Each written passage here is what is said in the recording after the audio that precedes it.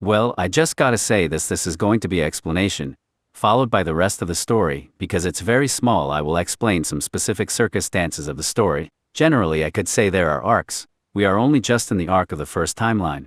There is the arc of the World War II timeline which ends at a point in the 2010s, whereas there a multiverse plot, and then a new arc of the Reformed timeline that there is the power where he gets major new power at first starts to gain more control over it. Than there is the arc of the average adventures gods, other world, and blah blah. Blah blah many more. At this point I might get the order a little bit mixed up. There's also a point in the arc where he becomes administrator for universe, administrator for the Foundation to keep the real administrator safe across the multiverse from threat. Then after that should be the Star Dragon, or the arc of the Star Dragon, creature of size of light years, measured in light, able to sue a star at a grade of sand, glide through the galaxy, like its personal playground, house, or city. Because I want to talk about something a month ago. Dispatch. Dispatch was relevant a month or two ago, but that's still relevant enough to talk about. I want to talk about what the 4 characters we got would be in Dispatch. So ground rules, they would be teleported to the Dispatch universe, members' identity and soul of their current iteration. For ones I don't have stories yet, Gotch path, and the Serpent Hands path, I will put an early random beginning point in their stories. Currently, we will separate the scenarios into 2 scenarios, each one where we do the fact that the character isn't real. So remember, the main character across all the stories is Germany, which is a character that is playing a highly realistic, virtual game for entertainment, and likes to roleplay. So we'll do the roleplay attitude of what the player character would have done,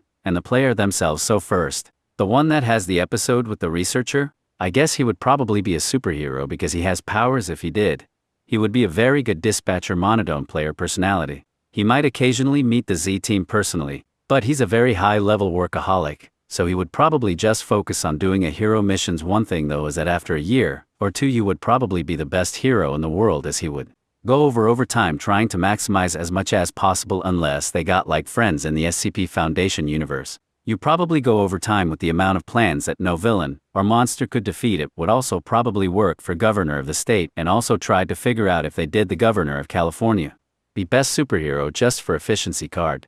Well, also gain a massive amount of wealth to try to see if he can go back to his reality through probable dimensional technologies.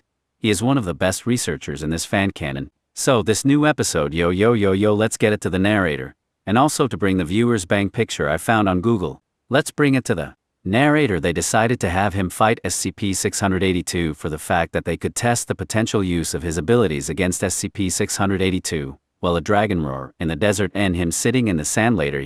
Now 682, the battle lasts for 2 hours, whereas he used a regular flying smash. Of course, he were generated second. He used a technique where he turned off his flying and let himself accelerate at a way of angle where he would be able to hit 682 with the most amount of power eventually, both when unconscious as over the portion of the fight. 682 gained multiple adaptation, was increased durable hard scaling, and second is new special thing for the opponent that 682 is fighting, which is a series of ancient ruins that the Foundation would copy symbols and letters of an anonymous language that will find it near lasting effect against his power and immortality. These series of ruins will be called the Wounds of Immortality. Symbol for the rest of the series would be the way to neutralize or weak his ability to regenerate or other stuff, though these ruins are near impossible to find. A view scanned all the knowledge even throughout the multiverse. After this, SCP-682 lost around 82% of its body weight. The Foundation congratulated him